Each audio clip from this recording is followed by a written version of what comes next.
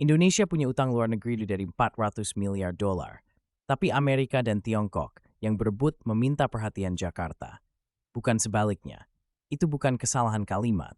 Itu realita geopolitik tahun 2025 yang tidak diajarkan di sekolah manapun di Asia Tenggara. Ada satu hal, wanam tipam twin cu diberitatai.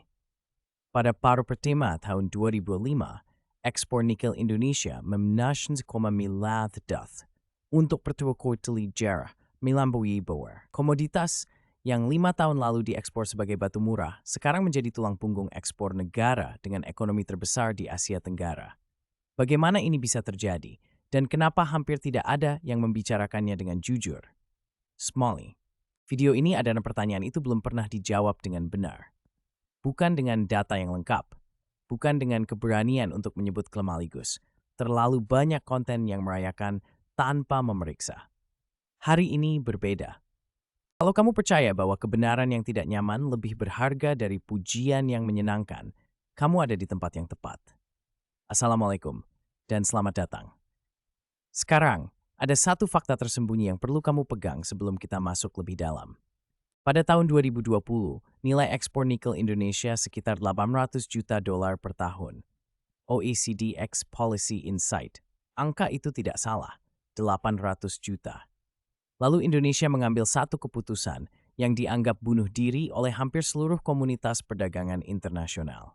Dan dalam 3 tahun, angka itu berubah menjadi 15 miliar dolar. OECD Insight 20 kali lipat. Inilah angka yang jarang disebut. Bukan karena datanya tidak ada, tapi karena implikasinya terlalu besar untuk diproses dengan nyaman. Karena kalau Indonesia bisa melakukan ini dengan nikel, pertanyaan selanjutnya sangat tidak enak untuk dijawab. Komoditas apa lagi yang selama ini dijual terlalu murah? Dan siapa yang diuntungkan dari harga murah itu? Kita simpan pertanyaan itu dulu. Karena untuk memahami bagaimana angka itu bisa terjadi, kita perlu mundur ke satu keputusan yang diambil pada Januari 2020. Indonesia mengumumkan larangan total ekspor biji nikel mentah. Uni Eropa langsung bereaksi. Mereka membawa Indonesia ke WTO, Organisasi Perdagangan Dunia. Panel WTO memutuskan Indonesia melanggar aturan perdagangan nasional report.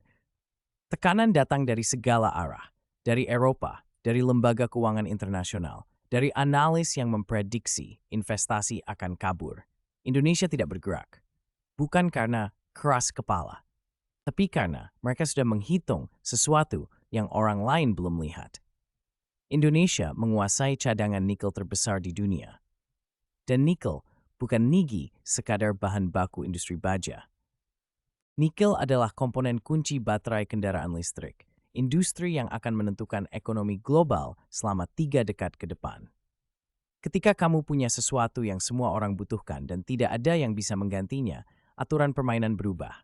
Kamu yang tentukan syaratnya. Dan syarat Indonesia sederhana. Kalau mau nikel kami, bangun pabriknya di sini.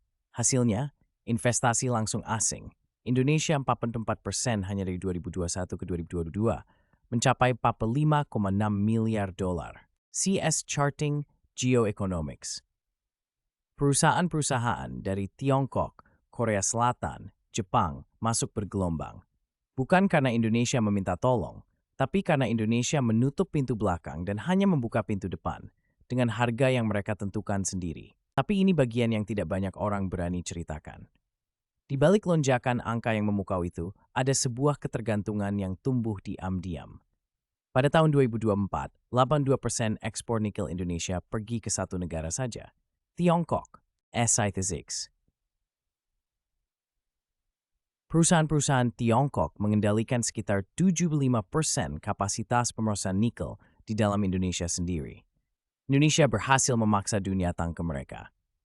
Rakyat yang cepat datang dan may sisimor dalam ternyata adalah Beijing.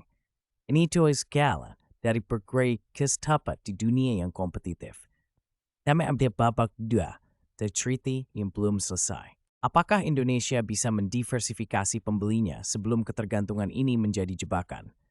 Jawabannya akan ditentukan bukan dalam satu keputusan besar, tapi dalam ratusan keputusan kecil yang sedang dibuat sekarang, hari ini, di Jakarta. Kenapa hal ini penting untuk dipahami? Sedawar tinggal berbetamin statik stemau teu dari strategi sting brengit troithna duar.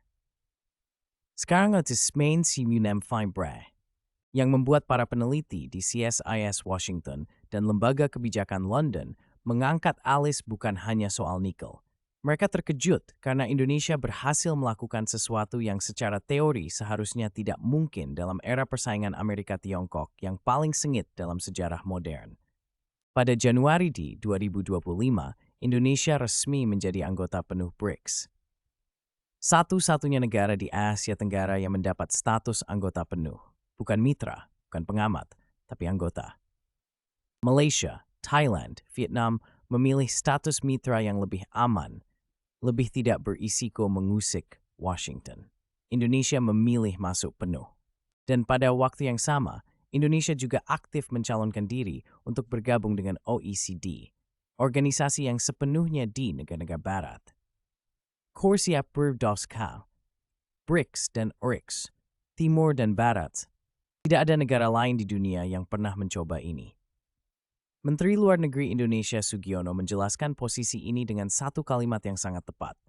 Bergabung dengan BRICS bukan berarti memilih satu kubu, tapi aktif berpartisipasi di semua forum. Ini bukan kebingungan arah. Ini adalah doktrin bebas dan aktif di Maisikera skala paling ambisius dalam sejarah Indonesia. Tapi ambisi besar sudah datang dengan risiko besar. Bulan Oktober 2024, bulan pertama Prabowo Subianto menjabat, kapal-kapal Indonesia dan Tiongkok terlibat ketegangan selama berminggu-minggu di perairan yang secara hukum adalah hak Indonesia berdasarkan Between Two Reefs, Januari. 1 bulan kemudian, Prabowo terbang ke Beijing dan menandatangani pernyataan bersama yang mengusulkan pengembangan bersama di kawasan perairan yang tumpang tindih, bahasa yang bisa diartikan sebagai pengakuan atas klaim Tiongkok. Kementerian Luar Negeri Indonesia sendiri terkejut. Dalam kurang dari 48 jam, mereka mengeluarkan klarifikasi resmi. Pernyataan itu dibatalkan. Tapi kerusakannya tidak bisa sepenuhnya dihapus. 70 tahun posisi Indonesia di Laut Cina Selatan hampir terkikis dalam 2 hari karena satu keputusan yang tidak terkoordinasi. Ini bukan detail kecil. Rise into waste mengingat strategi sehebat apa kunjungan kuaware impilan institusi. Doktrin bebas dan aktisin yang berjalan otomatis, dibutuh disiplin, konsistensi, dan aparatur kebijakan cukup kuat untuk menuan impuls pemilih. Pertanyaannya sekarang bukan apakah strategi Indonesia itu nyata. Itu sudah terbukti. Pertanyaannya adalah apakah Indonesia punya fondasi kelembagaan yang cukup tangguh untuk menjaga strategi itu tetap konsisten di tengah tekanan yang semakin besar. Sekarang kita sampai di bagian yang menjawab pertanyaan Noel. Angka 16,5 miliar dolar buat sekadar prestasi ekspor. Yes, ada bukti bahwa sumber daya alam bisa menjadi tahu geopolitik. Tanya, kalau negara yang memilikinya cukup berani untuk berkar terhadap Surabaya sebelum berkata. Indonesia berhasil membalik posisi tawarnya, bukan dengan meminta bantuan, tapi dengan menutup keran dan menunggu dunia datang mengetuk pintu. Ekonomi Indonesia tumbuh 32% sejak larangan ekspor nikel diberlakukan di 2020. Seizing Geoeconomics. Strategi hilirisasi yang pernah diejek oleh WTO kini sedang disalin oleh Filipina. Kongo juga menyebut nama Indonesia ketika memutuskan membatasi ekspor kobalt mentah. US International Trade. Negara-negara berkembang di seluruh dunia sedang mempelajari buku pedoman Jakarta. Dan di September 2025, Prabowo berdiri di hadapan sidang umum PBB yang ke-80 dan mengatakan sesuatu yang tidak biasa terdengar dari pemimpin negara berkembang. Dia menilai Thucydides, gagkasal, hiwilakutmen alpisting and chew, and metsnomenth and borimhal US berkatsa, and portemol. Dia tanya menolak sebagai realistia. Tara berforce sebagai butub bahwa menolakkan din sa duwin. And as desik yung at host kring yung or small. Pernama, hilarisasa pusim bajan ibugyal. It's in his sanabith with heel bad dant of angorms with two busy malcondias. Kedua, strategi multi-alignment Indonesia yang masuk BRICS dan mengincar OECD sekaligus bukan kontradiksi. Itu adalah evolusi tertinggi dari doktrin bebas dan aktif. Ketiga, keberhasilan strategi ini tidak dijamin oleh doktrinnya. Dia dijamin oleh konsistensi setiap pemimpin yang memegang kendali. Dan itulah variabel yang paling tidak bisa diprediksi. Indonesia tidak sedang bermain catur biasa. Mereka sedang bermain di beberapa papan catur sekaligus, melawan lawan yang berbeda, dengan aturan yang berbeda di setiap papan. Dan dunia, untuk revelation, sedang memperhatikan dengan serius.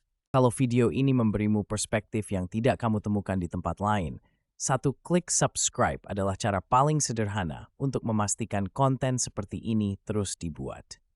Bukan karena kami butuh angkanya, tapi karena setiap subscriber adalah sinyal bahwa kejujuran masih punya tempat di platform ini. Tinggalkan satu komentar di bawah. Menurut kamu, apakah ketergantungan nikel Indonesia pada Tiongkok adalah ancaman nyata atau risiko yang bisa dikelola? Aku ingin tahu jawabanmu. Sam type Shumifer and Mainini.